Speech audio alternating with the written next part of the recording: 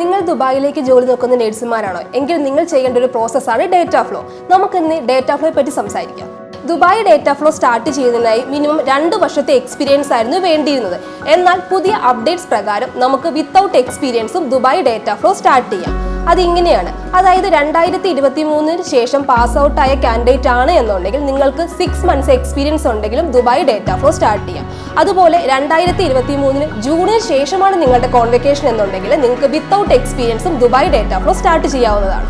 Data ഫ്ലോയ്ക്കൊപ്പം തന്നെ നിങ്ങൾക്ക് വേണമെങ്കിൽ പ്രോമെട്രിക് എക്സാമും എഴുതാവുന്നതാണ്. ശ്രദ്ധിക്കേണ്ട ഒരു കാര്യം, ഡേറ്റ ഫ്ലോ ആണ് നിങ്ങൾ ആദ്യം സ്റ്റാർട്ട് ചെയ്തതെന്നുണ്ടെങ്കിൽ ആ സെയിം ഐഡിയും പാസ്വേഡും ഉപയോഗിച്ച് വേണം നിങ്ങൾ പ്രോമെട്രിക് എക്സാം എഴുതാൻ. ഇൻ കേസ് നിങ്ങൾ പ്രോമെട്രിക് എക്സാം ആണ് ആദ്യം അറ്റൻഡ് ചെയ്തെങ്കിൽ ആ സെയിം ഐഡിയും പാസ്വേഡും വേണം ഡേറ്റ ഫ്ലോയ്ക്കും യൂസ് ചെയ്യാൻ. ഡേറ്റ ഫ്ലോ കംപ്ലീറ്റ് ആവാൻ നമുക്ക് ഏകദേശം ഒരു 35 to 40 വർക്കിംഗ് ഡേയ്സ് ആണ് എടുക്കുന്നത്. ബാക്കിയൊക്കെ ഡിപ്പെൻഡ്സ് അപ്പോൺ സൈറ്റ് ആണ്.